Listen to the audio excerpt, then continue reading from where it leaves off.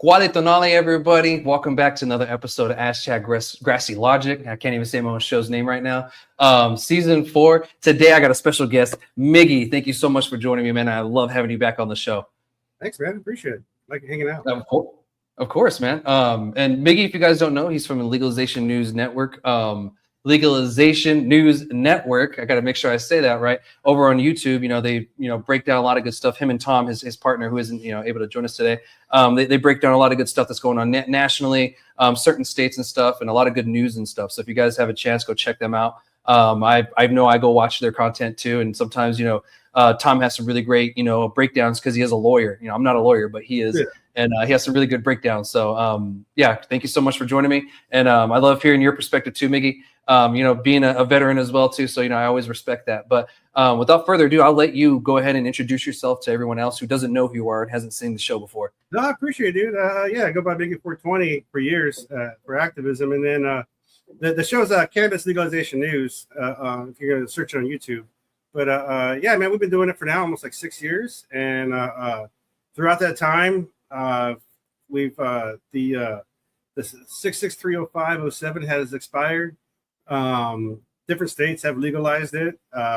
In this time, rescheduling, the ball started rolling with that, and we're not there yet. And then the Farm Bill thing, right? Like we've kind of I've been observing legalization for like the past 20 years, if not more, since I was 17. So, sometimes it seems like we're in the same circle jerk, man, when it comes to policy. You know what I mean? Yeah. We are moving forward, though. That's the thing. It's a very slow forward, and then sometimes we get pushed back a little bit, but we at least get to kind of shuffle. Well, I think everybody got too excited. At least people who are selling for the hemp thing. With the Farm Bill. Yeah. As soon as like 2018-19 was an interesting time. Because all that stuff happened, and then you just see this like huge boom, and then right away you just see a huge drop. It's about people taking risk, right? I mean, and then the CBD or the THC drinks, I never saw that coming. As far as big companies actually taking embracing it, like really, like wow. Chicago, they're going to be selling THC drinks coming up, but I don't know what they're going to do come November, because that's when the real rules crash in on everybody. And I was in Chris 420 Blazes chat the other day, and he sells those weed cigs. That's his brand or whatever. And I had 2 questions for him. I was like, where do you source, and are you going to be selling after November? And for sourcing, I mean, like the hemp thing, dude, like I get it. Like I used to try and sell weed back in the day when I was a kid. I'd buy like a pound, or not a pound, but a quarter pound or an ounce, depending on what you get a hold of. That's all it came down to, man. There was no like reliable source, and if they had a reliable source, that was probably a shady motherfucker. But exactly. Well, that's the thing, though, man. Like to be a good supplier, you need a good source, and so like I always had weed, just not large amounts, and then try to sell it, and you understand what it takes to like pay your rent or fucking have a retirement or logistics of a thing, right? Like, and then, one of the things I forgot to add was, since Tom and I have started this podcast, we went a retail license in Illinois. So we're going to be opening up a pot shop right across the street from the courthouse in Pekin, Illinois. So it's pretty cool. I mean, the city embraced us. They asked us to come in. They gave us a $100K subsidy for like building shit. So like we're really being embraced. It's taken almost 3.5 years to get to where we're at. And that's just from the license being approved to the paperwork to get to where we had the license to where we could actually look for property. We got rejected 3 times because we were too close to a school or a religious institution. So like none of this shit's fucking easy. But like the hempsters, and that's the other thing too, is in Illinois. I went out there to check out the place and show face. And I bought I legit bought a pre-roll at a Shell gas station, like fucking hemp. And then that shit's everywhere. It was everywhere, flour in jars and shit. And it's just flour. I mean, that's what it's weed, right? And so like I get it. Like I would sell anything that was like weed related, but now that we have like states that have legal traceability and track, I hate seed to sell, but also if I were to like find something I like, I can make sure I get that again. You know, here in the Washington State market, I just go to a store. The only thing that keeps me away separated from weed is my paycheck right now. You know what I mean? Like that's all I need to do. I just walk in the store, prove I'm over 21, and walk out. And you know, that's really what legalization plus protections, right? Like hemp didn't do anything. It just kind of delayed it. And it's the only reason why cause more confusion. Yeah, no, 100%. That's what I say. Like I wasn't gonna. I never wanted to sell THCA and be like that guy, right? Like I didn't want to be like, yo, this is fire. Because in that chat with Chris 420 Blaze, that I asked him like where he got his weed, and he's like, he gets it from drop shipment guys, like from fucking a broker, right? Oh, okay, yeah. And he was saying this same broker is probably the same person that sells base smoke shit, who's another person that made a lot of money. Like these guys made a shit ton of money, and I you know, good on you, but that train's about to end real quick, and you know, they should be worried about just trying to get rid of product. Because you know, the question to me has always been like the sourcing. Everything about this industry, whatever you want to call it, has been about the farmer and the grower, right? Like the outlaw days, you got it from a guy or you knew a guy, and now you just got to know a location, at least depending on the state you're in. But yeah, I started rambling, dude. No, you're good, man. Like, you know, you're giving us a good update and everything what's going on. I was like, shit, I didn't have to ask too many questions. This is great. I'll let him talk. But you know, thank you for the update. You know, I kind of wanted to, you know, pick away a little bit at the, you know, the licensing process, you know, the differences between like here, you know, New Mexico and like Illinois, you know, just hearing that, you know, I'm like, holy crap, you know, because here, you know, it's not as hard, you know, it doesn't cost as much, and we still have our bureaucracy we have to go through and all the other little steps and stuff. It still takes time. Yeah. But, you know, hearing that, you know, it's still like, holy crap, you know, like it's a big effort over there. And like, do the cities have control over how many dispensaries can be in certain particular areas, right? Oh yeah, every state I think has their little laws or rules on that. And like you guys were one of the first ones that you did it the best, where it was like like open license almost, and you needed like if you want to be a grower, water rights are a thing out there, right? Like, and it's but fair. like Desert. I know growers who are in city limits and they're using the city water, right? Like you always kind of find your workaround, and you know how your environment is. I think you guys did it right when it came to like almost like pure capitalism, right? Where like the best weed wins. Yeah. You know, Tom loves limited licenses. I think they're dumb as shit, but like he's all about like control the market. And again, the hemp thing really fucking diverted the whole conversation. Because did you guys have a hemp issue there? Were they selling pre-rolls or anything? So they were, but it wasn't as much as an issue as it was like in Texas. Like at the legislature, you know, it became an issue when they brought in the parents that had the kids that had the issues. But for the most part, you know, these people were trying to follow the law as much as possible, and they were. There was no regulation that the state set forth to do anything about these issues. Instead, they wanted to just ban it. But yeah, it didn't pass. But for the most part, no. You know, we legalized cannabis, you know, right after, you know, this whole hemp thing kind of started. So it wasn't really kind of like seen here. I actually did work at an American Shaman CBD shop before we legalized it. And right before that is when the Delta 8 stuff happened. I was, you know, seeing all this shit happen real time, and, you know, talking to the people involved, and, you know, kind of figuring out what's really going on. And yeah, it was really only there for probably 6 months before we legalized it. And then, you know, it was just free game, and, you know, all adults were able to consume it. So it wasn't too much, but it was here. And we do have hemp farms, you know, still today, you know, we still have hemp farms. But we only had one facility that was making Delta 8 and all that. The rest of it was being imported, you know, into the state. So it wasn't like it was something that was like widespread throughout the whole state. One thing I will say, though, that we did have an issue was on the legal side, like the adult use side. There probably still are a bunch of people that are putting like Delta 8 and stuff like that into regular cannabis, and, you know, and saying it's, oh, dank weed, this and that shit, you know, but it's really just Delta 8. That is something that is, you know, I don't want to see. But to be honest, dude, the only reason why that whole industry existed, like the Delta 8 and HHC, is because cannabis is illegal in the first place. And then we separated it by definition into hemp. Because like when I think of hemp, I'm thinking rope, paper, shirts, you know, shoe tops and stuff like that. I wasn't thinking of, you know, THCA and all that, you know, because then you're just talking about the same damn plant. You know, like it's the same damn thing. You know, that's all we did is we just took it and said, well, now if it's 0.3%, it's not cannabis, it's hemp. Yeah. And so, you know, and people ran with it, and I don't blame them. But we caused so much shit. There were so many issues that we caused from that, and we're still paying for it right now. And to be honest, in November, we're going to be paying for it even more. Yeah, no, for sure. Well, you know, what's funny is like one of the things that how it affected our market back in the beginning of when the Farm Bill was signed, and they figured out they could extract, turn Delta 8 to Delta 9. One of our extractors was using that in their extraction. So like they were adding the hemp extractants to their regular like rosin or whatever the fuck they're making, right? Stuff they use for edibles sometimes probably. But like it's really unfair because like most of the cannabis people had to follow like the rules, right? Just to grow X amount. But then you have this one extractor who was pulling in hemp byproduct and you know, they didn't have to count for it when it comes to that seed to sell shit. So that was one of those things. But like it was in our adult use market that they were doing this in.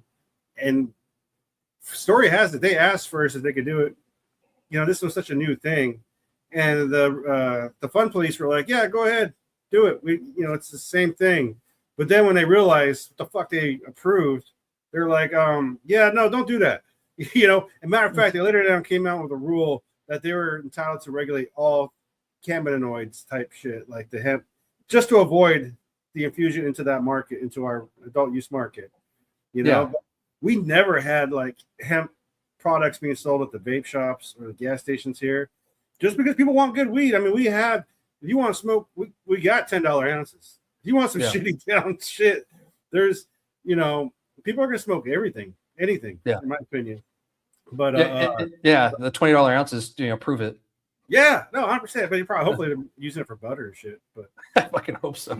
I did, you know, when I was in Washington, I literally picked up like an ounce of trim for my best friend who I was staying with, and I made her butter. And that was my intent of buying the trim. And I was like sitting there, and I was like, I asked the dude, I was like, people smoke this on. He was like, yeah, and I'm like, brother. Yeah, dude. But you know, I mean, that's the thing about the connoisseur or the consumer, right? Like a lot of times they don't give a f. You know, no, they give no shits. Yeah, and the people, unfortunately, in prohibition states, you know, what's going to happen when November comes? You know, that's gonna be a fun. Or you might be go back to the backpack boys type thing, right? Like, isn't it funny how, like, in cannabis, branding is so important and a thing for a lot of people, but also in the origins of what it used to be, like real trappers didn't have social media. You know, you didn't know who the real trappers were because they don't want to fucking get caught. You know, you had a network, you drop shit off, and you know, but that's why when I used to, you know, sell like break up my ounce or whatever, that's why I knew it was like, man, I don't want to hold pounds. I don't want to worry about making sure I can distribute it, you know, because you know, I was able to pay for my rent out of college, in college, with just nickel and dime shit. But that was a portion of rent where I shared it with like 4 other people. It wasn't like I was balling. I just, you know what I mean? Like 2 balls. Got you by. Yeah. But 2 balls, you need to cross state lines and push those pounds. And especially back then. Yeah. You know, like back then, especially, you know, these days it's a little different, but back then for sure. You know, and it's a lot's changed, you know, in the industry. Now we're plagued by AI, you know, everywhere. And, you know, we have all this AI stuff going on in the industry. And, you know, has that kind of infiltrated your cannabis industry yet? Because it's kind of starting to leak into mine. I mean, just with like the logos, you know, but that's kind of always been like, I saw that at MJ Biz 2 years ago. Yeah. Where, I was like, oh, that's a cool logo. And, did you use AI? He's like, yeah, that's Midjourney, you know, but like, you know, nice name drop. But, but that was like one of the first ones for like the photos, the pictures and images. But like, you know, we use when it comes to low level, none of these people, you know, now if you're like Curaleaf or something, you should have no excuse why you're using AI. You should, you know, have a real art department, you know, or something. Yeah.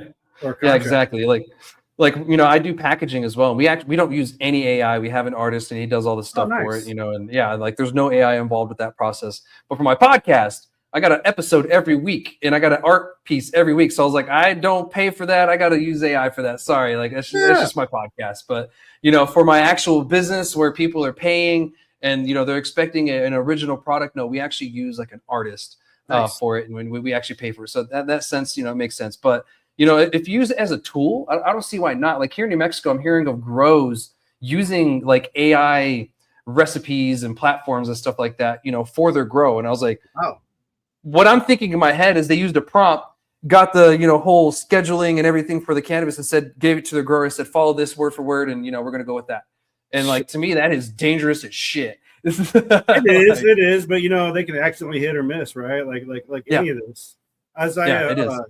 The other day I was smoking some shit, and I was kind of thinking about that, how like all of this always comes down to the grower, but then eventually in this industry, we don't talk about the brewmaster or whatever when you drink a beer, or the like a good bourbon. You don't identify the company, you don't identify the person behind it. And that's probably maybe bad, like it'd be nice to like have a craft grow where I can be like, we have a couple out here where the people will come and do meet and greets at vendor days, we call them here. They'll show up and hang out, but like eventually no one's going to give a fuck about or really they don't now. If they're buying hemp, they don't. That's true. And you know what, like maybe some good can come from it, where we can come back and consolidate a little bit more and kind of figure out our community and industry and stuff. Because here in New Mexico, some companies, when you talk about like a big one, it's like, oh yeah, dark matter, they put out fire, or I think they have dark matter over in Oregon. I don't know if you've checked them out at all. They're like near Oregon and Idaho. That's where they're from originally. Okay. They're putting out some really good fire, great rosin. They're winning awards and stuff. Nice. But yeah, I have no clue who the grower is, like exactly who. Yeah. But there's some other companies back in the day that we do still. So like, it's like lingering still kind of there, but it's heading more towards in like the commercialization. Yeah. Cause drinking a beer when I was, younger, I didn't give a shit who the brewer was, it tasted the same every time I drank it. So I didn't really care. But who knows, maybe cannabis can change that. Maybe we will kind of, cause what I'm seeing already different from cannabis and alcohol is highly, highly monopolized. And it was highly monopolized for a long time. I mean, I've said this before on the show, microbrews have only been around for like, 30, 40 years. Yeah. And, only in the past like 15 have they really become more like dominant, figures that people like. Cannabis didn't really take that route. It started kind of mom and pop, and then it kind of went corporate. But then you have states like here in New Mexico where we're like, whoa, we're going to actually focus on the mom and pop and not really kind of cater to the corporations, because that didn't really end up very well for us when we did that on the medical side. Yeah. And some people want to argue, other ways, whatever, but we've seen positives from it. I've run into some really great cannabis on the mom and pop craft side. They grow 200 plants. And actually I went to a grow the other day. He had maybe 50 plants in there, all living soil, great looking plants, just putting out quality, nice. Just like really focusing on quality. Right next door is another one we're washing for them and stuff. And, I love running into product like that. And sure. I don't get that in Colorado. You know what I mean? Yeah. Like that's not the kind of thing that I see. And so I hope that we kind of change that from when alcohol went, because they went to the super corporate thing. It's this way, and we got used to it. And then the micros finally showed up, or, the microbrewers finally showed up. We started to get a little changed. I think cannabis we're set up to be different, but at the same time, it's going to take a whole community. I mean, I'm only one person, and we're only one state with 2 million people. So, I was saying, I think you're onto something, but also a good consumer, like in Washington State, we have yet to get penetrated by GTI or Curaleaf. Like, not that I know of. I mean, they could have bought some brands for all I know, but I'm trying to think that the comparison would be like for cookies. You know how cookies all of a sudden now is stagnant? Like, here in Washington State, they were just a grow brand, but they were also licensing. See, I think the licensing thing is going to be, it is the dumbest thing right now. Like, it's a novelty thing, right? Like, it's cool to buy, like, here we had like stick figure weed for a minute. Like, he just did a contract with a grower. That's what he did, right? Whereas cookies, they're like, this is our Gary Payton or whatever, but that maybe their SOPs are not that good. I don't know why, but like, I just don't like cookies. Like, they never were like, it wasn't that weed that I was like, this is worth. Like, at least here in Washington State, right? Like I think in New Mexico they closed out too. Are they still out there? No, they're popping here actually. And to be honest, most people I talk to actually enjoy it. And I think here, because the people who grow it, do the grow here, they're called Blue Whale. I think they're actually just doing a good job. Nice. It was what it could be. Mm-hmm. Because a lot of people do hold it, and like it's actually pretty decent weed. But one thing they are doing is that they did buy a bunch of backstock from this company from Schwaz or MedMen. They had a bunch, so they're giving weed away to people whenever they buy it. So some people are just excited to go to Cookies just to get like a free gram or free pre-roll or free eighth or something, because they bought a bunch of backstock. Because the 20,000 plants thing, that's still a lot of plants, dude. For like a state like our size. Yeah, like there's people that have 20,000 plants in the state. And like, don't get me wrong, it's not a lot. We still have some that have like 10,000, 8,000, and they're just putting out plants to put out plants, and it's a race to the bottom. And so hopefully, because like they're supposed to change the plant counts whenever the demand changes, but it just hasn't happened because they don't want to get sued. And so that's like our big thing is we would probably see a little bit more competition and better pricing if they actually change the plant counts. To be honest, everywhere, because everywhere that I look, we've been seeing, you and I are on the same page with the licensing. Most states, when it comes to licensing, they kind of did it wrong, and it's almost like they don't want to admit it. And like sometimes it's right in their face that they should lower the plant counts, but they refuse to, and they just increase the plant counts and then get tighter on the dispensaries. And I'm like, bro, what is going on here? Well, I mean, like go ahead. No, go ahead. Well, I'll just say, like, plant counts, I think, it's sourcing. You're first off, you guys are feeding Texas too still. So like, if I could still, like, it's a grower's paradise. But if you know what you're doing, like if someone extends their plant count and they think they can meet it, right? Because growing's hard, man. I can't even grow 2 plants, let alone fucking 100. And then you're like, oh, you did a good job. Do a 200 now. Oh, fuck. It doesn't work that way. It's like I barely slept at the 100. Well, and then you got to worry about extra space, circulation. There's other environmental concerns and things that you got to take. Like, when you double something like that, it's not just as simply as like you said, OpenAI. OpenAI says I can just do this. Well, it's not. It's a living fucking plant, Yeah, exactly. It's thinking of it as a 0 and 1 kind of situation, not it does this kind of situation. I did see though at MJ Biz 2 years ago. I didn't go last year, thankfully, from what I heard. But I did see, like, you're talking about AI. One of those like security surveillance plant cameras. They were able to detect like moisture, yellow in plants. Like it was actually looking at the plants and seeing, for like physical shit. Yeah. So that's kind of cool. Like, if they were there 2 years ago, who knows where they're at now? But yeah, and I've seen that, little bots that can pull the weeds and stuff like that. And, yeah, that is actually cool. I like that. But when you try to take your current grow and just base it off of a Chat GPT kind of recipe, it's like, ooh, you should have tested that on like at least a couple plants. Yeah, I mean, especially if you have no grown experience. No, for 100%. Or if it's like a big corporate grow or something, like seriously, some of these corporate companies are like really hurting because they made a wrong decision somewhere, and the cannabis industry is hard. Scaling up the plant, I kind of feel that there's a happy medium, and we've met it. It's just we refuse to stay there. You know what I mean? We keep thinking that we can scale this up to what big alcohol does, and like maybe with cannabis we can't. Maybe there's a big threshold, like maybe we should stay at 2,000, 3,000 plants tops. Like to kind of keep quality up and to ensure that we're not putting out moldy weed or botrytis weed or weed that has HLV and all this other stuff. Like it's gross to even think about that, but we could probably mitigate a lot of those issues by lowering the plant counts and putting out quality.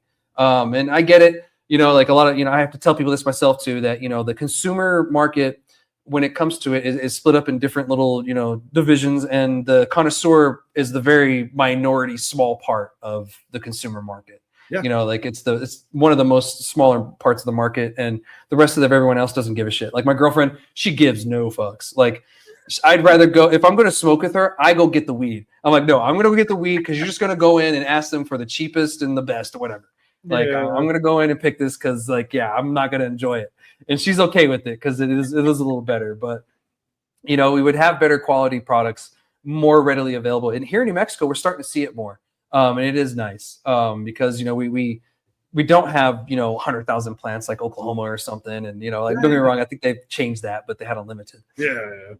But again, I think the best weed will win, that's what it comes down to. But, and then as far as that plant count thing, who's going to be the decider is going to be the MSO, right? Like, Yeah. or whatever company who's a big grow. If you're that big, you're obviously making some money. But like, at what point is that bottom line? I don't know. But I'll tell you the metrics when it comes to opening a store, though, because as soon as we get that store going, I'm very curious on like.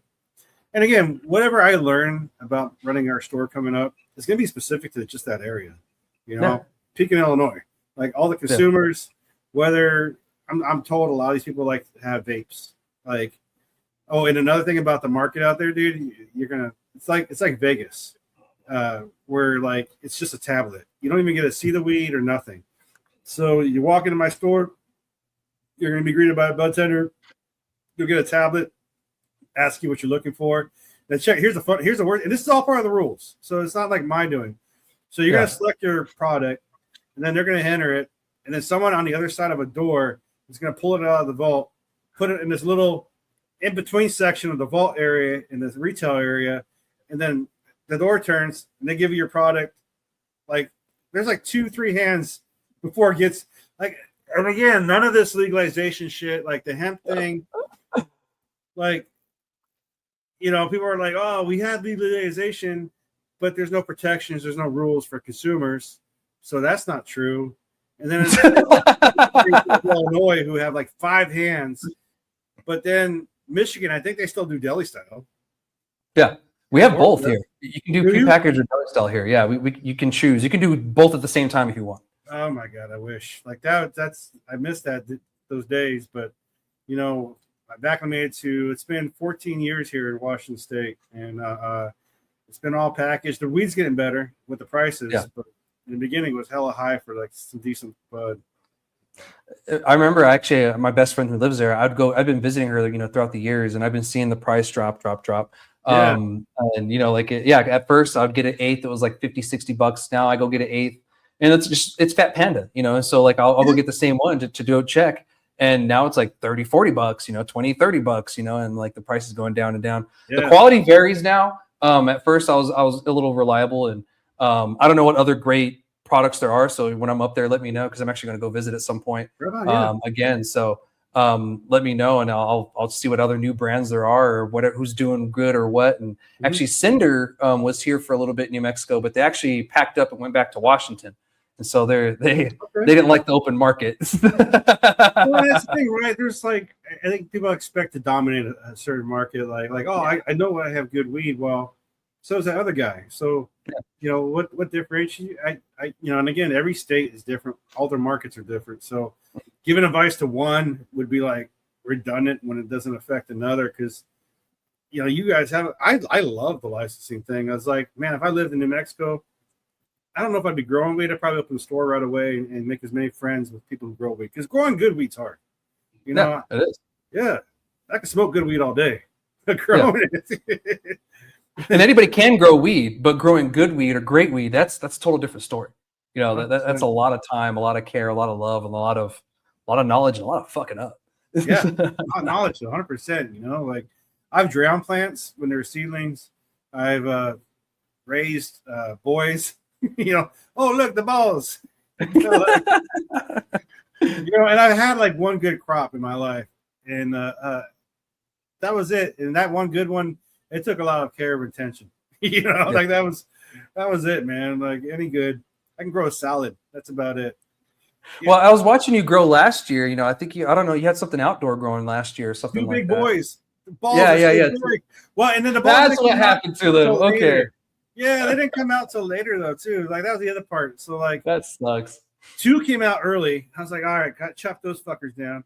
And then the last one, it was like the last month in April October. It was like right before October where I saw the big balls. I was like, God damn it. Like I didn't know if it hermied or what, but like I'm gonna try and do indoor next year, but we'll see. Yeah, let me know if you need help. I mean, I can only help so much because it's dry as shit here and it's humid as fuck there. So, but let me know. Yeah, it's all good, man. No, I appreciate it. That's the thing, though. It's how you learn. I mean, like, you learn how you can fuck up and you can learn how you can do good. Yeah, exactly. That's why you're paying a good grower, right? Not exactly. And some places don't. They'll pay, $12-$14 for a guy to come who's straight off the streets, who's just hardworking. Don't get me wrong. I respect a hardworking man, but if you're going to want to have great quality product, you need that quality grower to go along with it, you know. And a lot of places don't even want to pay them. I'm like, dude, you guys are messing up, No, you know. So smart. right. Well, let's jump over to the hemp rescheduling update and stuff like that. I know we were kind of shooting the shit for a little bit, getting all each other kind of updated what's going on and everything, but I appreciate that. And we're going to talk about Washington more here in a little bit, so we have an opportunity to kind of talk about the growing thing and stuff like that when we get to the legislative part. So real quick, let's talk about, you know, the hemp ban and the rescheduling stuff going on. So what are you seeing from this whole thing? Well, you know, with the hemp ban, they really are scrambling, man. They're trying to do that CBD. One just submitted a CBD only regulation, which is dumb as shit. And that with the farm bill, I saw that in the beginning where, I mean, you saw it since you were working in the industry, like working at the shaman place was, and I think didn't they have a lawsuit or something later on? But whatever. I think so. Yeah. But like,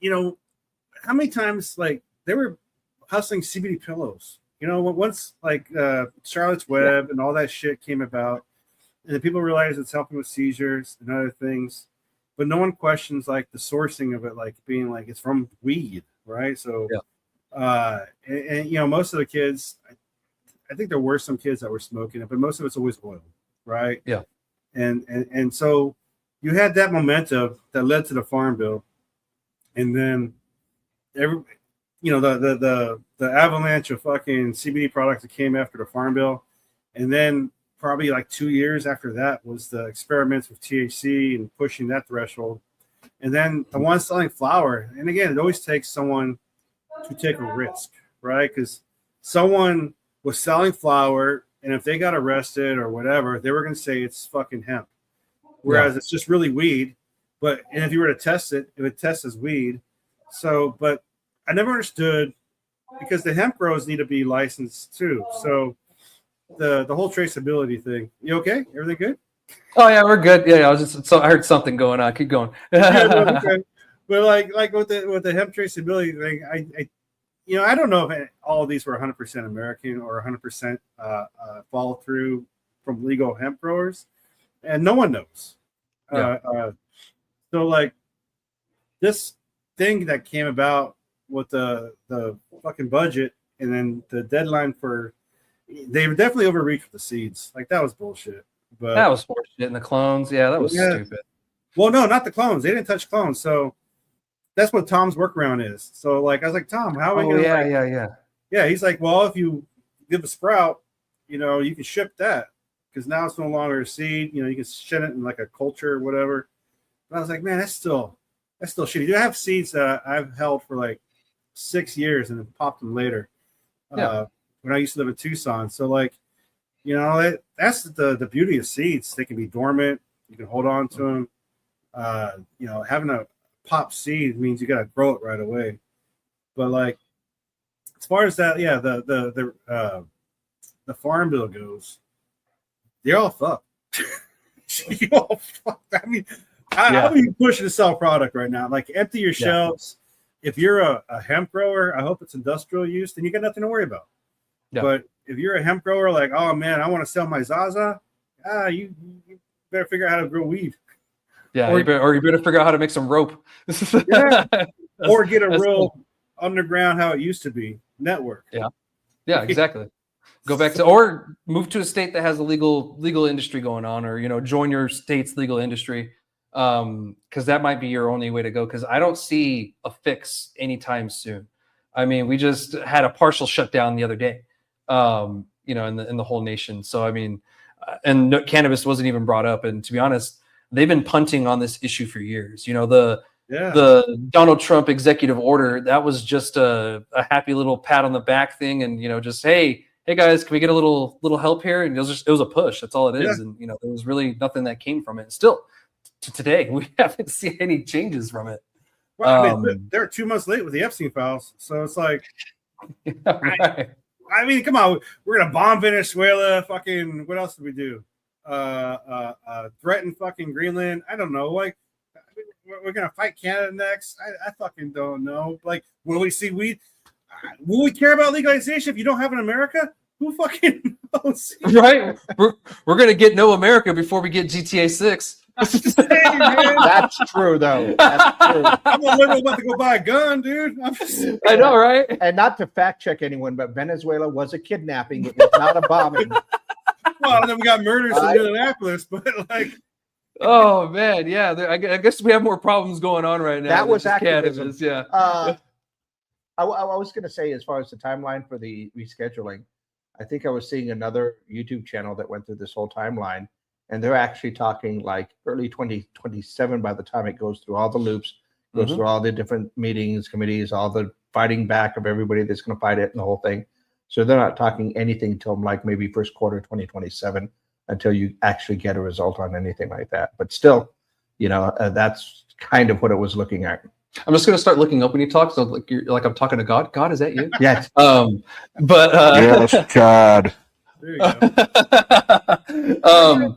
It could be a year, but like you just need a ball to be rolling forward, right? Like the DEA still like sitting on it as far as, and again, I don't understand half of the legislative process. Tom's like all on that. That's why I'm friends with Tom. Like I've partnered up. We both believed in legal weed.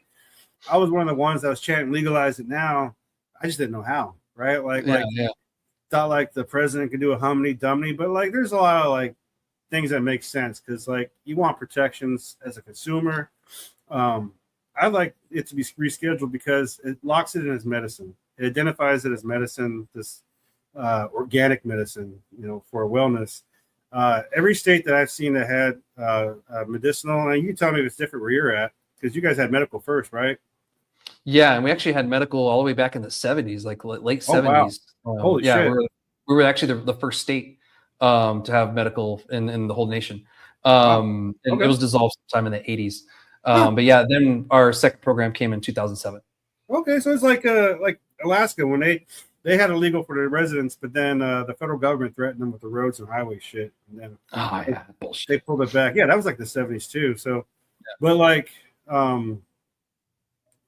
locking it. Every state that has medical first, I've always seen them get screwed when adult use comes through, right? Because here we had a really cool open capitalist, dude. We had farmers markets. We had people like you could sample in the fucking pot shop. They had a little section, right? But then the rules came about, and so when there are no rules, you can kind of push the limits and be like, oh well, show me the rule where it says I can't have a sampling area or whatever. Well, now they got the adult use rules, and then later on, they fucking added this other bill which killed medical. And what they did was they used Custom Grow 420. That guy, he was a big YouTuber, and they took one of his videos because he used to go to medical markets and document. And it's kind of like dry snitching, right? Where a lot of this back in the day, dude, I would never record, I would never take pictures, I would never do anything, but I would just go there and be a part of it. And so, like, this guy's shit was used in testimony in the Capitol going, look, this is not medicine. This is not medical. And so, like, that is true in the sense of how you view wellness. It's a wellness option for the love of God. It's like vitamin C from oranges. It's just vitamin THC, Yeah, exactly. The way that... Oh, go ahead. I'm sorry. I thought you were done. Oh, I was just gonna say though, I think that's why I think rescheduling is so important because it locks it in as at least some sort of medicinal value, right? Yeah. Go ahead. I get that, and then that's one thing that I can say that will come from the Schedule 3 thing is it will make the medicinal part of it legitimized. At least I just don't know how that's gonna look, and that's what scares the living shit out of me. Because my thing is. And you hear everybody tout, we're going to get tax relief. We're going to get tax relief. I'm like, but they haven't defined it yet. They keep calling it medical marijuana, and the federal government has it as marijuana. So if they don't have it as marijuana, there's a run risk where we're going to be separated again like hemp. So, hemp is just separated from cannabis by definition. And so I'm fearful that medical or Schedule 3 is just going to be the same thing. And then they're going to be like, oh, yeah. You'll get tax relief if you're medical marijuana, like legitimate medical marijuana. But if you're state legal adult use at all, no. And I have a feeling that's what they're going to do, because even in the executive order, they kept calling it medical marijuana. And I was like, oh, no, they're doing what I think they're going to do. And it just makes sense, to be honest, because they did it with hemp. But the thing is, like, so like, let's just say it happens next year. They actually like establish the final like position of reschedule 3. Well, then there's more like rules and committees that need to follow. You know what I mean? None of this shit happens overnight. And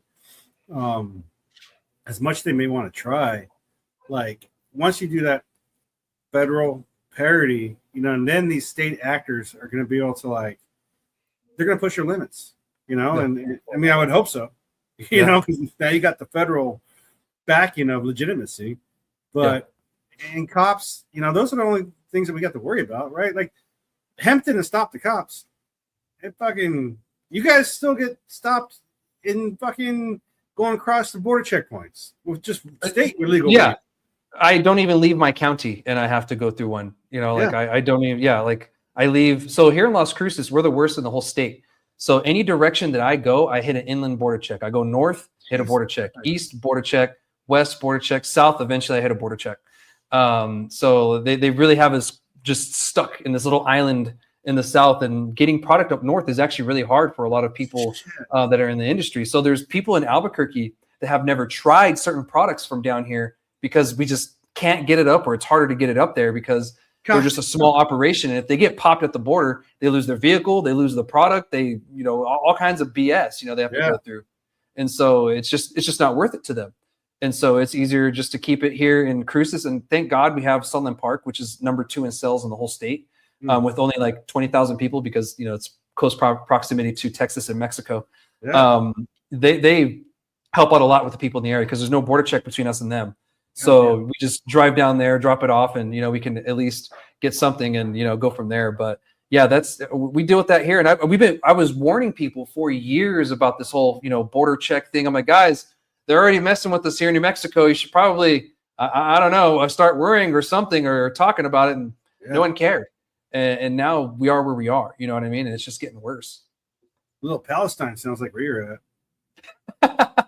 You'd feel like that sometimes, we're just used to it because we're from here. Because it's just my whole life I've dealt with the border checks, because I'm from southern New Mexico. Jesus. So my whole life I've dealt with these and been questioned about my citizenship since I can remember. Oh, same. Southern California, I grew up, and there's one right above San Diego. On the way to LA, you got to go through. Also going to Texas as a kid, and I've been through them, and like my grandparents, like, shh, you're American, shut the fuck up. Gonna be asleep. No jokes. Yeah. None of your funny shit at the border. They'll send you back. Like they used to threaten me, because we'd go to Juarez sometimes, and so they'd be like, if you make those jokes, they're gonna send you to Juarez. And I'm like, and now I'm kind of like, Juarez don't sound bad. Not when you're older. I know, right? It's like, oh man, when I'm older, I'm like, man, that sounds kind of fun. When I was 19, we used to go party there. So I'm like, oh, that's a good time. Little did I know. So hopefully something good comes from it, man. Because we can only speculate. I was just kind of curious of what your thoughts are and what you've kind of seen. Because I know you and Tom, you guys talk it out all the time.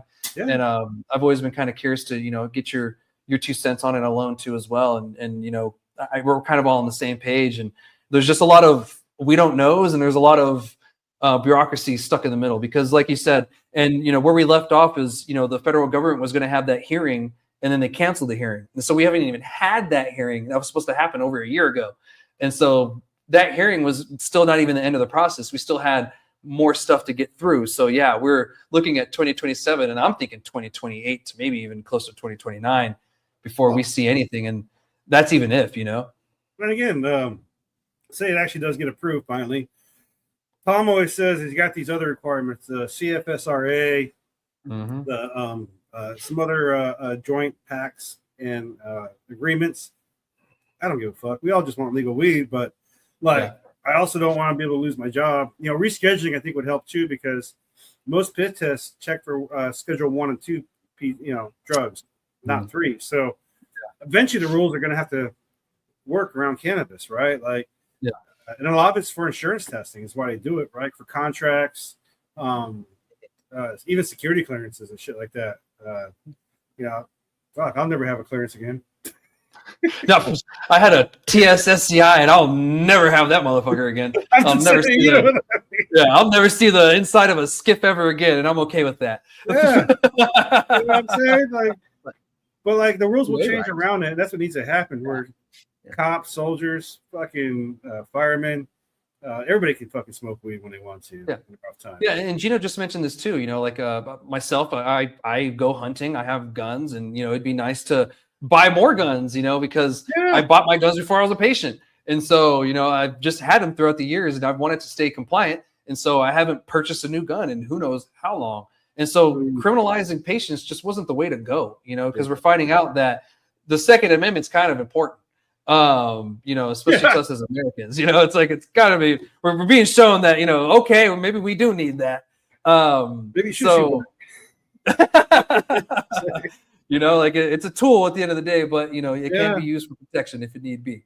But yeah, you shouldn't criminalize cannabis patients. I mean, there's, you know, Bubba Gump over in Alabama getting wasted over in, you know, bumfuck Egypt, just shooting away in his backyard without, you know, any worry. You know, but you know, the cannabis user who's probably more smart about, you know, his gun usage too at the same time is getting attacked. You know, like it just doesn't make any sense. No. So you know, I what are your thoughts on the whole, you know, attacking of Second Amendment for the patients and even just a regular consumer? Well, again, you could have like, you remember in the military where like broke your leg or whatever, they give you a prescription for some like opioid type shit, whether it be okay, I can't remember like morphine or whatever. And my like, era was Ambien. Ambien. Ambien. People would take it, stay up past when you're past, like, you know, you're sleepy, and then you'll start hallucinating.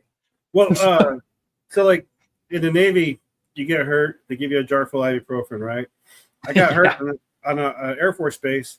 This motherfucker gave me Oxycontin, like the biggest jar. It was a really good week, is what I can tell you. But the thing is, though, like if I were to take a piss test that week, all I have to do is show my doctor's note, and like that's okay now, right? Same difference with like guns, or you know, if you have a doctor's note, it's okay, which is dumb.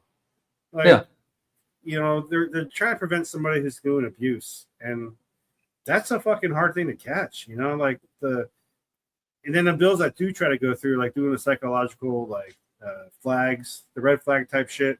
You know, that's more important than the fucking drug shit. Yeah, You know? no, 100%. You know, like I'm with it when it comes to the psychological, mental stuff, and you know, because that is a lot of the issues that we have in our country. Is it's a mental health issue. You know, because like that's what leads people to that. Because if you look at other countries like, you know, the UK, they have a knife problem, and there's certain states that are looking, like Hawaii, they're looking to ban like knives and stuff like that in a similar fashion. And it's really not going to change much, because I mean, if someone really, really, really wants to do it, they can. Because another issue that I remember in Hawaii is there's people who would throw acid on other people. Like that happened a couple times when I lived there. Is, you know, a girl got acid thrown on her face. And that's not a knife, that's not a gun. And to be honest, you can kill somebody or disfigure them for the rest of their life much easier with that than you can with a gun or a knife. You know, like that is literally, you just splash somebody with it and that's it. You know, like a sharp stick. Will take you out. Yeah. Just as much as a knife or a weapon or broken glass. Like that. Hawaii is going through that whole privacy thing. Private, you know, like, oh, sorry. Yes, Hawaii is currently in the Supreme Court, and they're trying to say that you must get permission before you walk into any private or public premises. Oh, that's ridiculous. You know. Oh, that's the vampire rule, which means every the vampire rule, which means every building that you have to that's legit. Walk in with a weapon. Yeah. But you know, again, prohibition has worked so well. You know what I mean? Exactly, and that's one thing I keep telling people is when you make things illegal, it doesn't make it go away.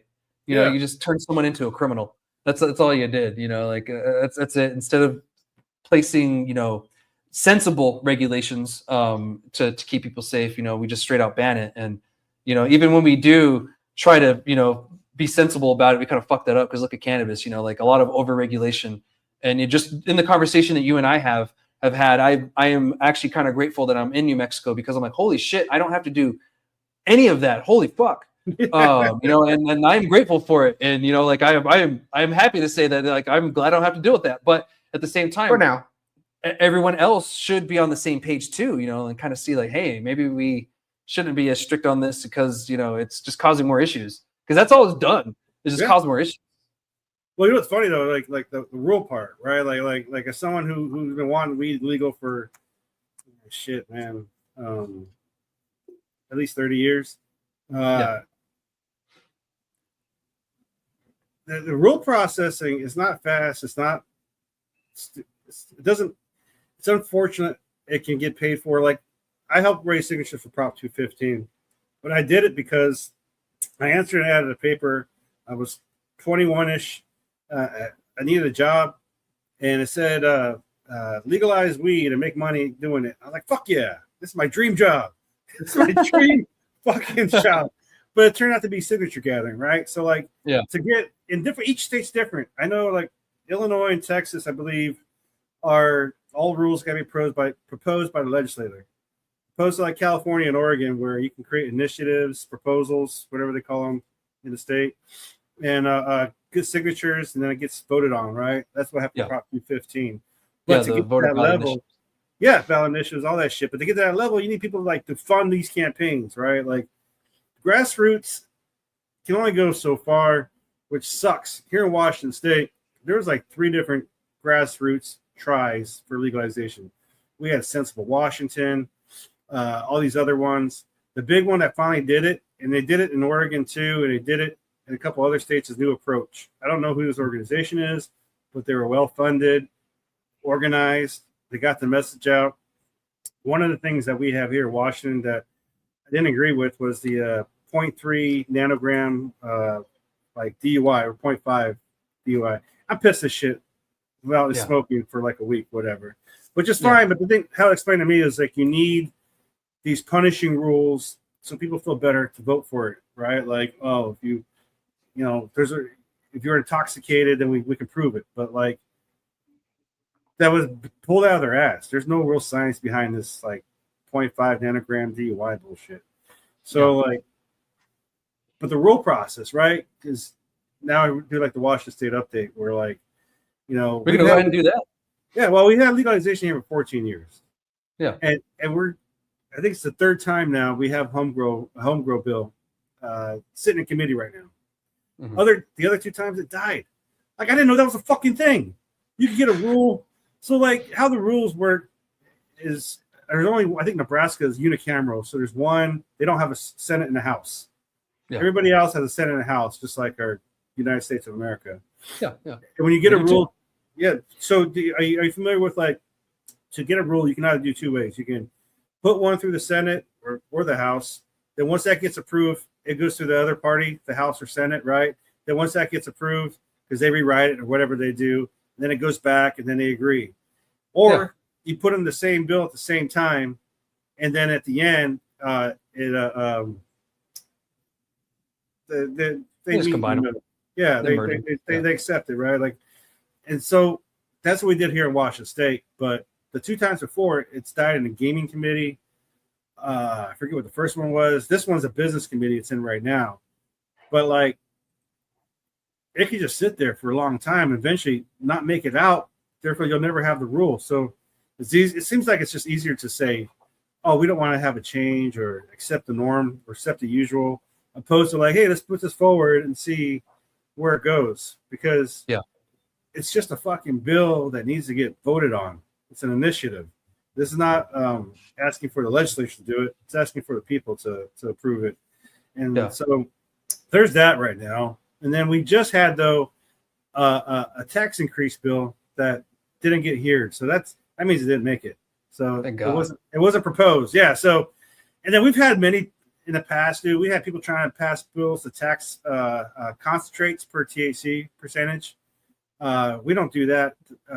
They just do it differently. Concentrates are always just 1 percentage tax, and flowers another. I don't know. Every fucking structure is dumb and different, man. Like, that's why I think the federal parity will help a lot, so we can all kind of have the same rules.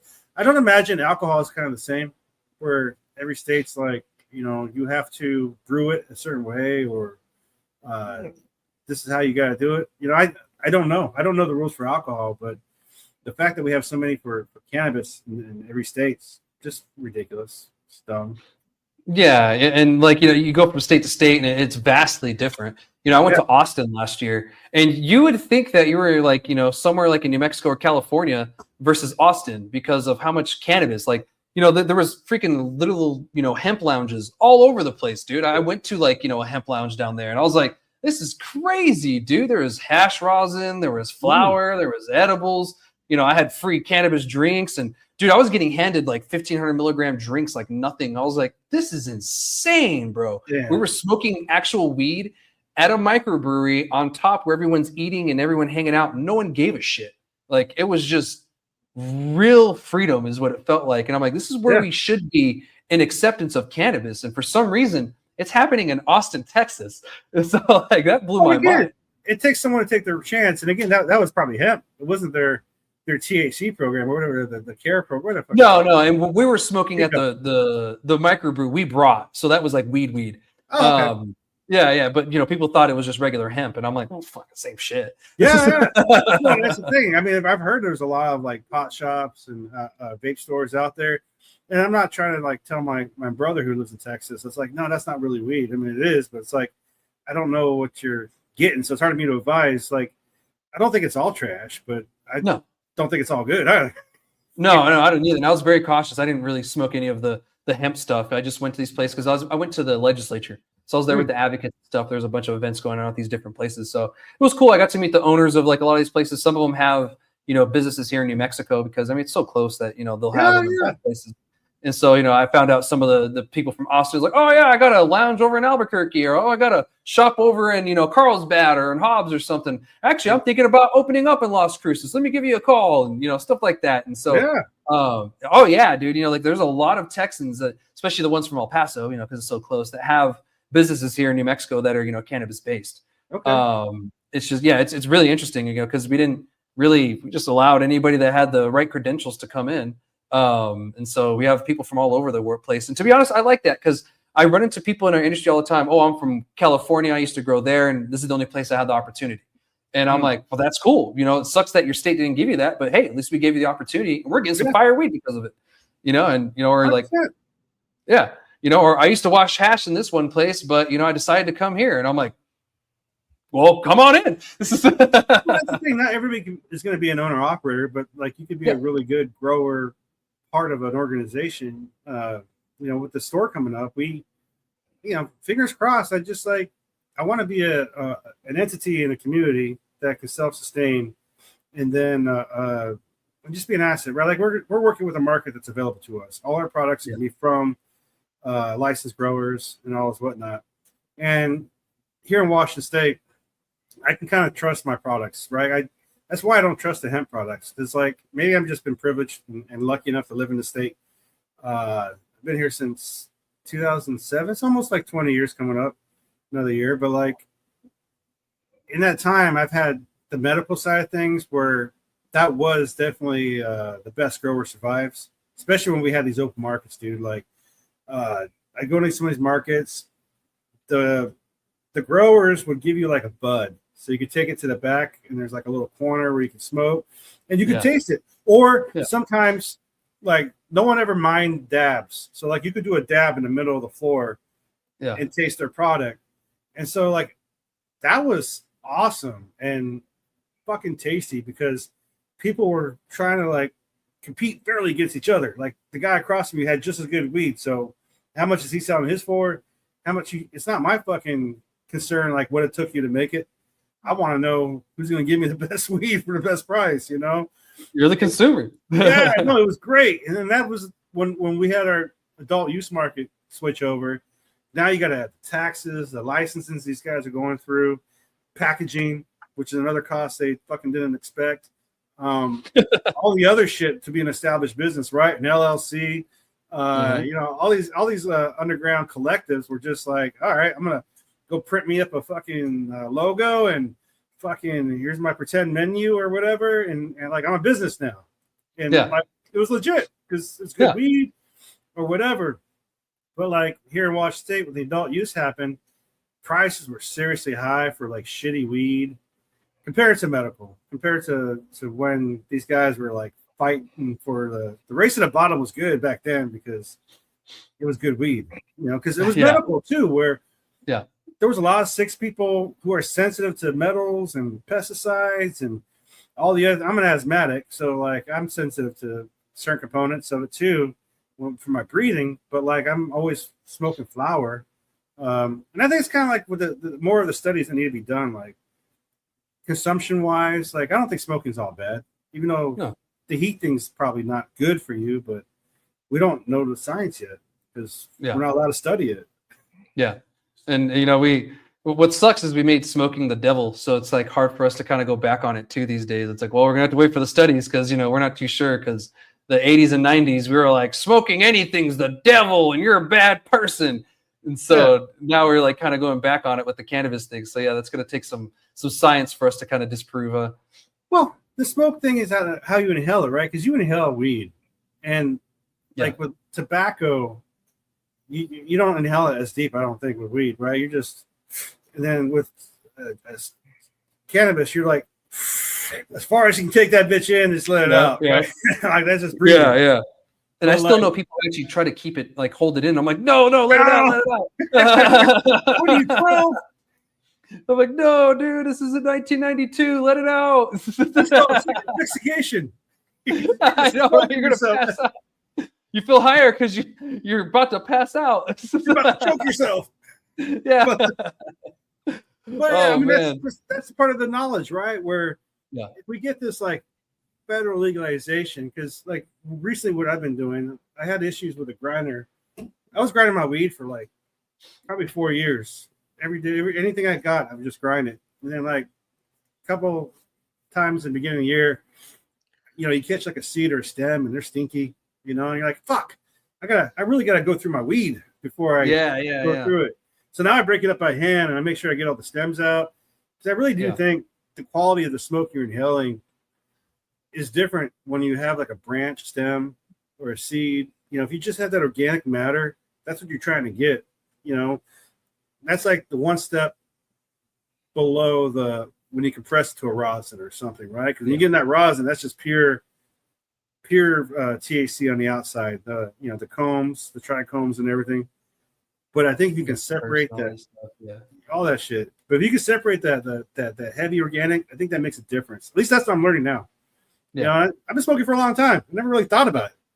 Yeah, and you don't, and like that's the thing about certain, and I'm glad that you're able to do that because a lot of people that have been smoking for a long time think they know everything. Like, oh, I know everything, and then they're not going to be able to learn anything. But you're at least able to learn and be like, no, I don't know everything, and you know, like there's shit we're going to find out about this plant all the time, and you know, what we know today might be wrong tomorrow. You know, just like, you know, that when we were pushing the whole THC thing, and now we're like, wait, THC doesn't mean anything. We're really sorry. No, 100%, dude.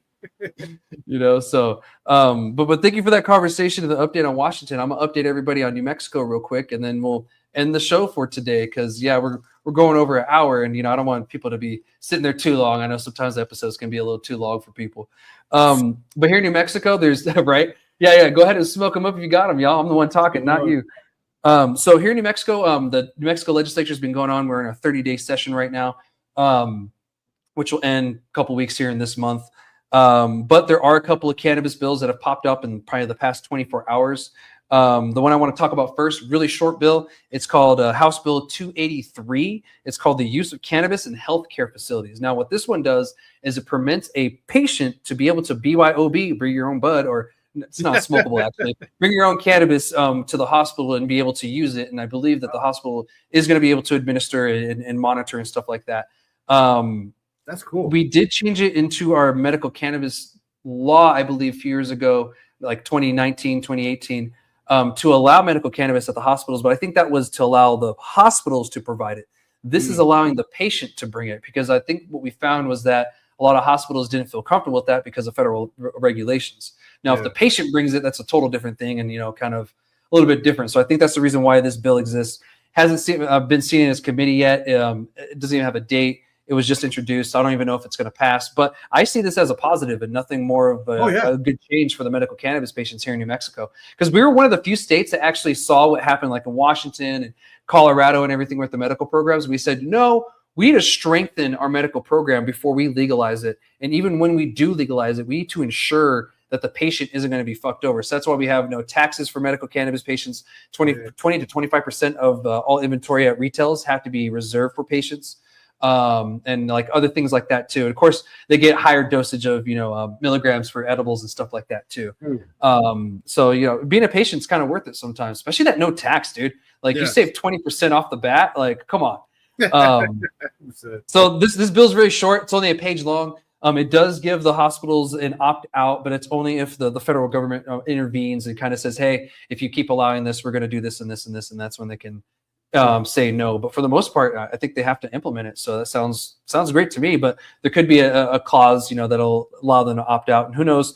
Throughout the process of the legislature, shit always changes. So that'll probably get added in or some point like that. But I'll keep this on everyone's radar. Once it advances anywhere and it has its committee date, I'll let you guys know, because to be honest, I see nothing but good stuff, positive stuff for patients in that one.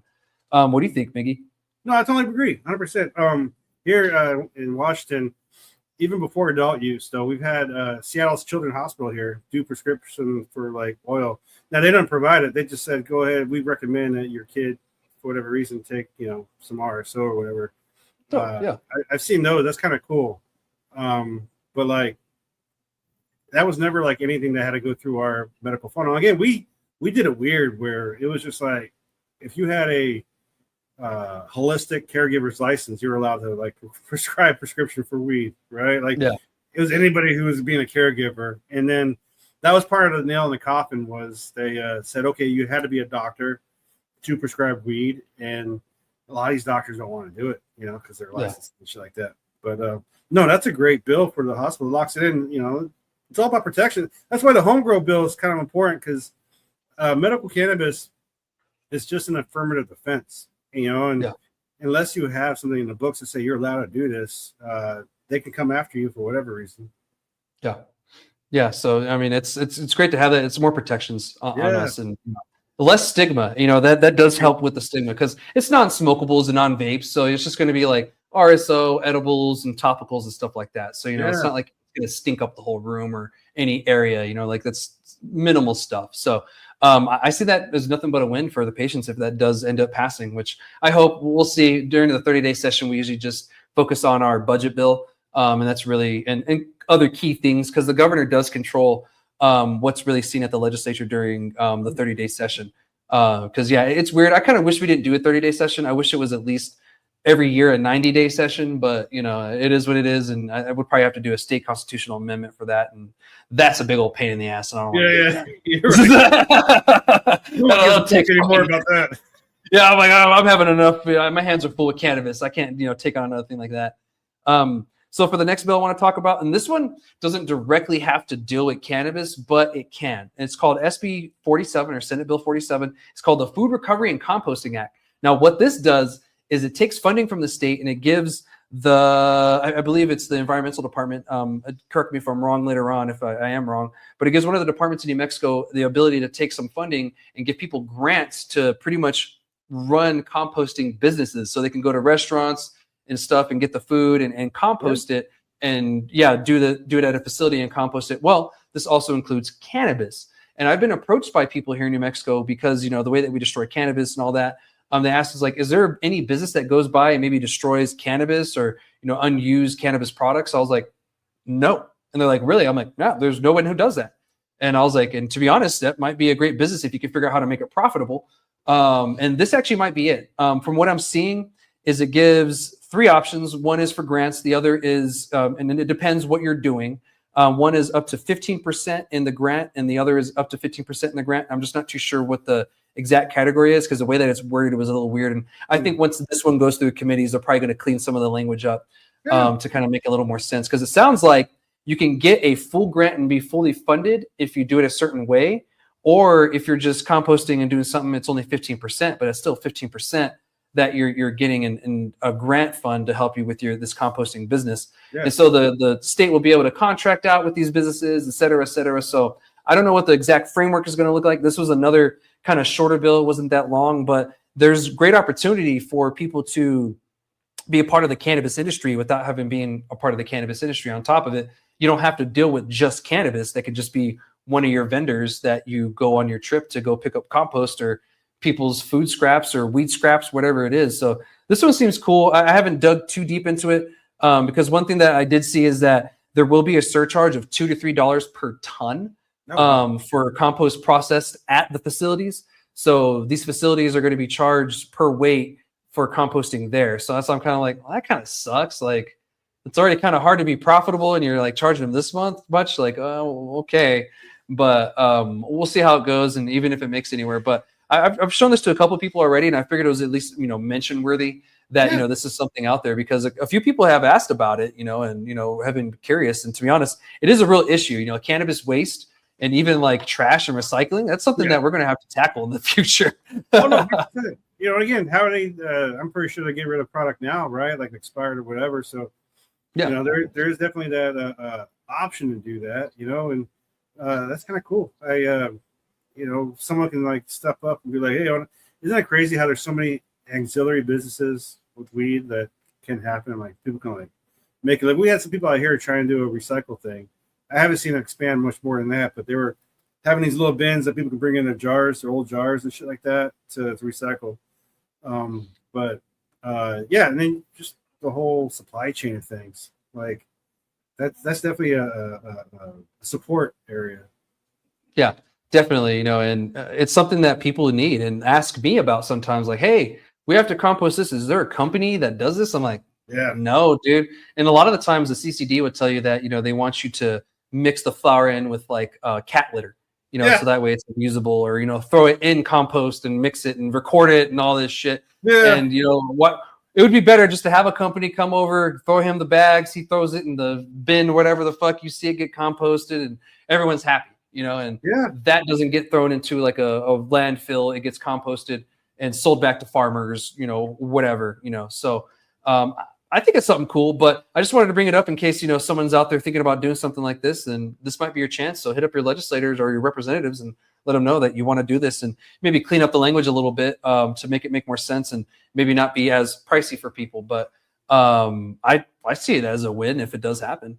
So next up, I'm going to talk about this last one. And this last one, it's a bill that actually I don't like. And I was fearful of this happening in our legislature right now. For some reason, cannabis is the devil. We legalized medical mushrooms, and that had like no problems getting through anything. But, I want to change anything for cannabis, and it's just a pain in the ass right now. So cannabis stigma is just really killing me. So HB 294, it's called Cannabis Products Packaging and Regulation. And you can probably guess what I'm going to be talking about on this one. So what this does is it requires all of us in the cannabis industry here in New Mexico to make our packaging black and white with, I think it's sans serif or serif font is what we can use too. And so that's going to be it. Pretty much like back in the day with like beer on the front, black and white. Same thing. And that's what they want to do with the cannabis industry. The reason why they're doing this is because they want to make sure that kids don't mistake it for something, or it's not enticing to kids. But my thing about that is I feel it's a cop-out for the simple fact that, one, alcohol industry, I see freaking cotton candy and all kinds of colorful shit and all kinds of packaging, and no one cares. And to be honest, the second thing is kids can't go into dispensaries here in New Mexico. Not even if you're, accompanied by an adult or, your guardian. You're not allowed in there. So you're telling me the issue with the product is that it looks like it's a kid product, but the kids aren't even allowed there in the first place. So the real issue is when that product leaves the dispensary and it goes home, it's not being stored away from the kids correctly. So now you want the dispensary to do something about it, when in reality, it doesn't matter if that is wrapped in a tortilla. Those kids are still going to want to get to it.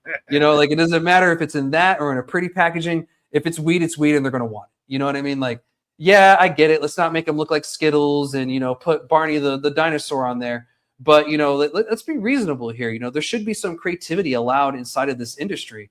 Like we've fought hard for it. And why is it being taken away out of fear? And a lot of these issues that they're talking about came from the traditional market, because that's where a lot of these packaging that they're actually talking about comes from. It's not from the legal market. It's from the traditional market, where you see like the Cheeto knockoff bags and the Reese's knockoff bags. And don't get me wrong, you have some in the regular legal industry here in New Mexico. It looks similar to other things. You have the Cookies brand.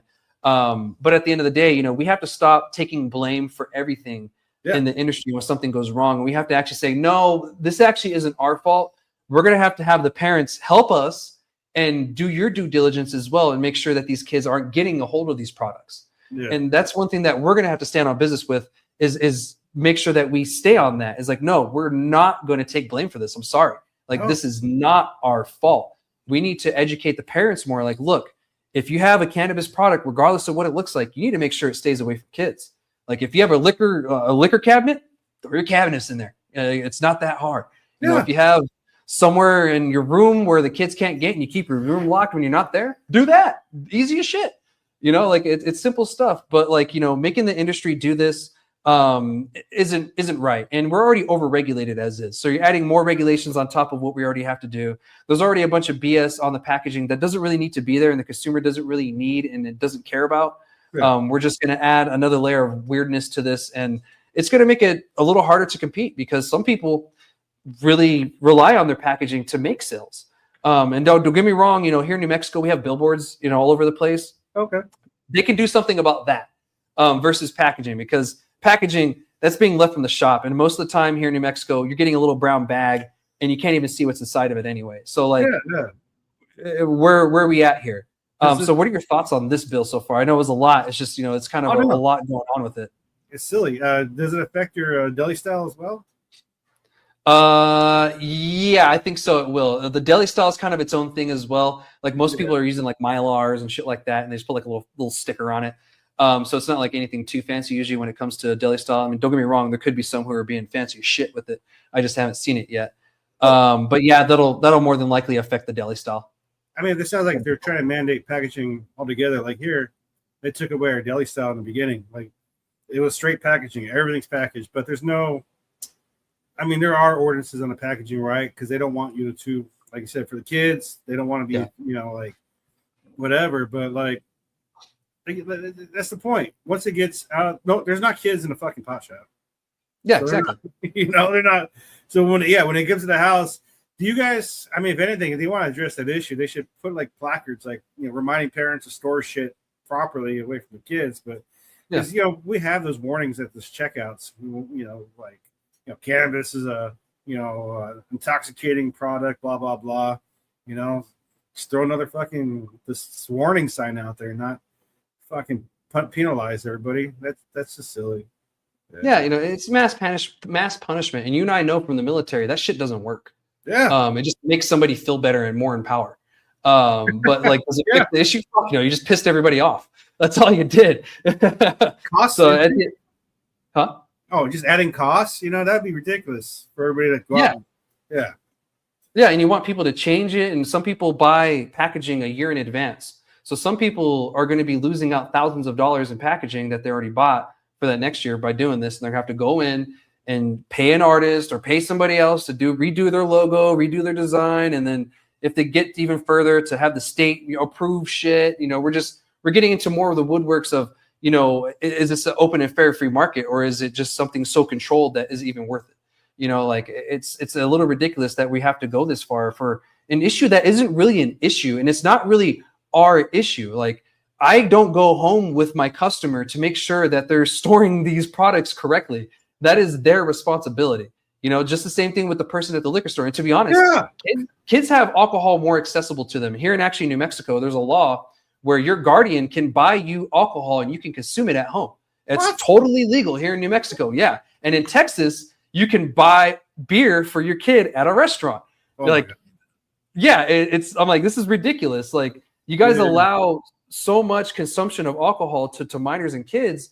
But when it comes to cannabis, you guys are scared shitless and you're doing things that are unnecessary. I get carded almost 3 times before I finish my purchase at almost any dispensary in the nation. You know, like, and it's very, very strict. And like over in Illinois, you don't even get to see your product until you go home, really. You know, like there's situations like that. Yeah, kids aren't buying the weed from the adult use places. No.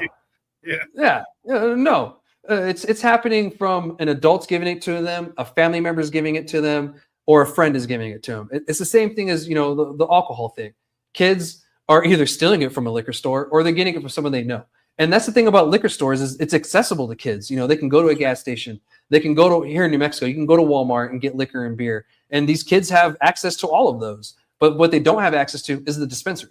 And so that's why this kind of confuses me. I'm like, well, kids aren't allowed there in the first place. So what? You know, that what they doesn't make had any access to is the hemp online. Yeah, exactly. And the smoke shops. You know, like that's really the direction that you look at, not the legal cannabis model, which is working. What's not working is having this free for all with the smoke shops and everything that aren't carding people correctly, and these kids are getting those products that way, and it's getting blamed on us. Because I've seen, like in El Paso, they did have a lot of the Delta 8 and stuff like that, and the THCA stuff, and I've seen those packaging in the products from over there, and yeah, it does look misleading, and sometimes it was a fucking Cheetos bag, and they pretty much resealed it with Delta 8 stuff on it, it was that bad. Like that makes sense. Like that is confusing even for me as an adult. But that's not what's happening here in New Mexico on the adult legal side. And, in most legal markets as well. So that's why I'm like, this doesn't make any sense. It hasn't gone through any of its committees yet. It was just introduced. It does have its committees scheduled, but it's not scheduled for anytime soon. I looked today, the committee that it's in meets Monday, Wednesday, and Friday. Today's Wednesday at the time of recording, and it wasn't scheduled for a hearing. So our next chance for it to have a hearing is Friday. Keep in mind, you only have a couple weeks left in the session. So its chances of passing are very low, but not impossible because it only has 2 committees in the House. And when something has 2 committees, its chances of passing are a lot higher than most other bills. Because do you know how many committees the Grow bill has over in Washington? No, I'm not sure. And I don't understand how the committee thing works. Like the last time I died was the gaming committee. I'm like, what the fuck do gaming people have to deal with fucking home grow? Like, So what they do is it's called death by committee.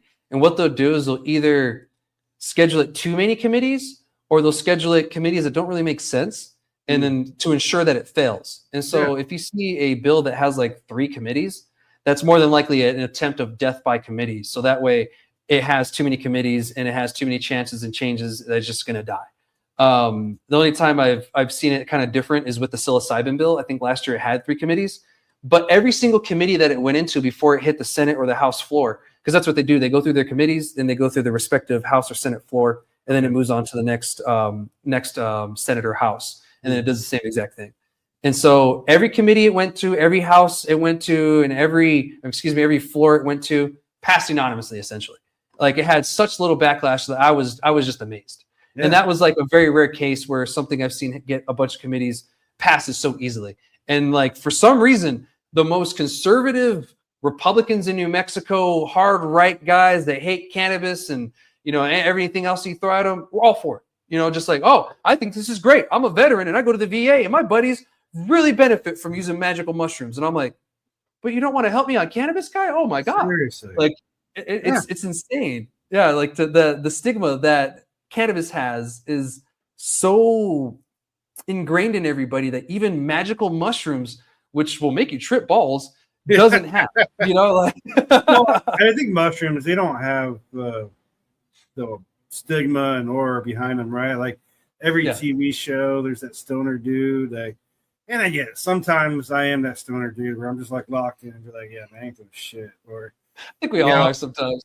You know what I mean? Like, or even like this morning when or today when I was like, oh, shit, I forgot I was gonna bring my camera and my mic so it'd have better whatever for you. And I was like, well, fuck, I just gotta use the laptop. But like, did I forget it because I'm a stoner, or did I forget it just because I'm a lazy piece of shit? You know what I mean? Like, it's dumb, but like, there's none of that mushroom. The mushroom ones, it's always somebody who takes it, or peyote, right? And then they have revelations, and then they're like all better shit.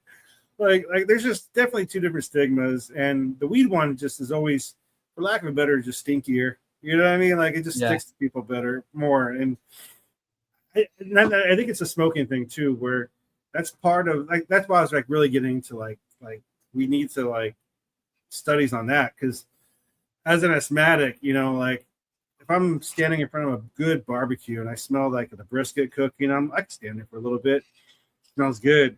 Or if I'm in front of a campfire, I'll be in there for like a second, but then I gotta get out because like, oh, this is not. I can see how you can die in a fucking fire, but I'm smoking like I am the fire most of the time. You know what I mean? The amount of smoke that goes through me, and as an asthmatic, it to me, it's both the quality of the flower that affects it, but also like how or what I'm smoking, as far as like seeds and stems or vapes or putting RSO on something. Like there's different ways to consume. But the smoking one, I think, definitely needs to be more looked at for the effects. Like, it's all bullshit. Yeah. We know fucking people know cigarettes cause cancer, but we all want to assume everything that fucking lights up causes cancer, and it's just not the case. Yeah, and there's studies that say cannabis helps with asthma, helps with lung capacity, but it needs to be studied more. These were studies that were done a very long time ago, and we have sciences that are more advanced now that help us study certain things that are implemented now, and sometimes that changes the results. And who knows, it could confirm what those studies have said before, or it could change it totally. But that's the thing about science, is it doesn't give a shit what your feelings are, and that's why I love it, is because it's so binary, yes or no. Is this a problem or not? What does science say? No, it is not. Yes, it is. It is. Yeah. So that's one thing that we're gonna have to go back on, is kind of figure out what is science saying about these products, especially with the smoking, and with drinks becoming more popular. And I'm on record saying this, and I say it all the time, and I don't know if I ever told you, and a couple of my friends disagree, and that's fine. I don't mind my friends disagreeing with me, and I prefer it.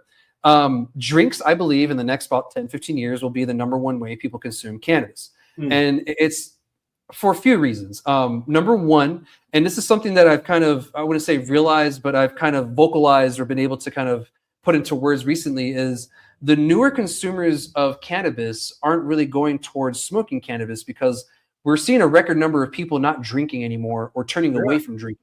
What are they used to? Drinking. So they're going to go towards the most thing that's natural, and that's the cannabis drinks. And people that I've talked to that have said, yeah, I like the cannabis drinks more than anything. Yeah, the smoke's cool, but I prefer the drinks. And I'm like, that's cool. Some of them are really yummy. Some of them are like fucking diabetic inducing, but there are some that aren't and are really yummy. One day they'll figure that out and not make them so damn sugary. But another thing is the change in attitude of people smoking and stuff too, the stigmas that come with it, and the fact that if we do want to make it more sociable in an environment that's social, we're going to have to maybe ditch the smoke in some environments, because if you go to a bar, people are drinking. They're not smoking anything. They're only smoking outside. But if I can have a cannabis drink inside, I wouldn't have to drink, and I'd be happy too. So we might see these kind of shifts happen. But could I be wrong? Of course. Am I going to be wrong? Maybe. But what I'm seeing is that the drinks are starting to take over. No, I think you're 100% on point. I'll give you this though, one more better, because like the drink thing, I didn't see blowing up the way it did. And then the gummies, right? Drinks and gummies. It's all drinks and gummies right now. But wait till people figure out you can add RSO to anything. Yeah. And that becomes an edible, right? Like, I was in a pot shop the other day, and there was a couple, I think they were like Nicaraguan or something, but like, because they weren't Mexican. But I was able to convey my little bit of broken Spanish, because I'm an Osabo, but I've been learning. Yeah. And I was like, RSO, you can, because I got from them was they're looking for their grandmother.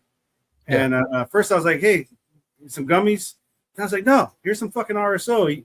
You can Agunas, you can put this on anything, like, like that's what always bugged me about gummies. It's like, why do they have these like sugary fucking nasty little candies when you could just get a syringe of RSO? I mean, if they were going to sell anything, and I think that's what the thing is, they're pushing limits, right? Because all this shit, whether it be a drink, there's a base concentrate in there, right? Some sort of emulsion. And then same thing with the gummy. It could be an RSO that's in there. It could be rosin. But like, people are mixing their shit up differently. But it's all concentrates. And if people just like, as consumers go, you know what, I want to take cannabis daily for my even balanced mental health or whatever, a little fingertip of the right size RSO can get you going a long way if you're especially not a heavy consumer. I did a whole syringe with a couple of guys. We were like trying to do like a taste testing thing. Oh my god, dude! I was for like a day and a half. It was the best fucking feeling I had for a while. But I was like, you know what? I'm not gonna do that again though, because I was feeling too good for a while. But it's go ahead. Yeah, when I was younger, I made some Green Dragon, which is essentially, you just soak the cannabis and some alcohol. Mm. And me and a friend, without boiling out some of the alcohol, we just took a shot. Oh man, I was drunk and high. That was crazy because it was Everclear, and so I was like, oh man, and yeah, I never did that again. But I was so high, and I was so high so fast, and so it's it can be one of those things for sure. And again, the average consumer is going to learn how they can consume cannabis. I think drinks are definitely going to be huge, but maybe they'll learn that they can just. Maybe it's not so much learning; it's just what's available in the market, right? Like maybe, yeah. Because if you were to tell people hey, here's this little tube of liquid, you put a little bit on your food, you'll be feeling good in here in a little bit. Let's give it a try. Yeah, it's okay. You don't have to put it on your drink or whatever. You can just squirt a little with your hot dog and put the mustard over it, and there you go. Yeah. And we talked about it earlier, in Chicago, you have one of the sporting venues over there that's offering cannabis drinks. And so it's already started, and it's been going on for a while, but now we're really seeing it. And to be honest, it's about damn time, because here in Las Cruces, where I'm at, a lot of the bars are shutting down. A couple of breweries shut down too. And so I'm like, shit, maybe we should, I don't know, kind of lean on the can, because we can do consumption lounges here. And it offers a lot of, leeway on certain things. I'm like, well, shit, let's do that. We have a whole place where we can do several different, lounges in one area, and it'd be a great fun thing. But, there's a lot of stigma on it. And of course, people that smoke and blah, blah, blah. So there we run in circles on that. And I'm like, well, let's promote more of the drinks. I don't know. Nano-emulsification's come a long way. Well, and again, you're really in the shitty spot where you're blocked by all the border patrol checks. So you're limited to your exact immediate area, right? Like if you could just get past the check, I'm pretty sure you could develop a bigger community. Even events, right? Like you could do something like that. But you still have that fun, the federal fun police in between you guys. Have fun getting product across those guys, or getting caught, taking a copter above them. I don't know. Wouldn't that be a federal crime too? I don't know how that works out there, but yeah. Even trying to avoid the border check, you're kind of screwing yourself a little bit and making it worse. So yeah, and then you have the people that go through it. They think they're doing no wrong. They go, "Hi, I'm in the cannabis industry. Here's my badge. I have 5 pounds in my trunk." And they just oust themselves when the border patrol agent was just going to say, "Are you an American citizen?" and let them go. And this dude just came up and just big old weed hat and shit, just smoked a doobie. And I'm just like, oh, no wonder why you got popped. And again, it's not a good time to prove a point. It's not. But, we shouldn't be, targeted like that in the first place. Never. We shouldn't, because, some people just see it as something like, I'm not doing anything wrong, so why should I hide from the authorities? Yeah. So I'm going to be as transparent as I can, because that's how I am in the state. And so, it's unfortunate that's happening to us. So yeah, it's hard here. And I'm glad we did things the way we did, because if we did it any other way, it would probably be struggling a lot more. 100%, right? Like you need support from the state to help you get through these hurdles until we have federal parity, right? Because until then, you're just a piece of shit stoner. Oh yeah, I know, and they treat me like that all the fucking time, and I get it. And then the only thing that saves grace for me sometimes is having my my veteran status, or my veteran hat when I talk to politicians. So yeah, that's it, man. Heck yeah. But anyway, Miggy, thank you so much for the conversation, brother. That's everything I have for this week. It was a great convo, brother. I can't wait to get another update on you. Maybe the next time we update it, you're going to be at the shop doing the interview from. So maybe we can hope for that. Me too. I hope. Thanks, man. It was good being with you, man. You too, brother. Maybe I can next time I'm in Washington, I'll hit you up. Maybe we can go that'd smoke. Be fun. We do a little sesh. Hell yeah, brother. So, all right, man. Well, you have a good day. This will show air tomorrow. So by the time you guys are watching this, it's already aired. So thank you guys so much for watching. Make sure you like, subscribe, whatever you got to do to stay in the know. All right. I'll see y'all next week. Shoots. Word.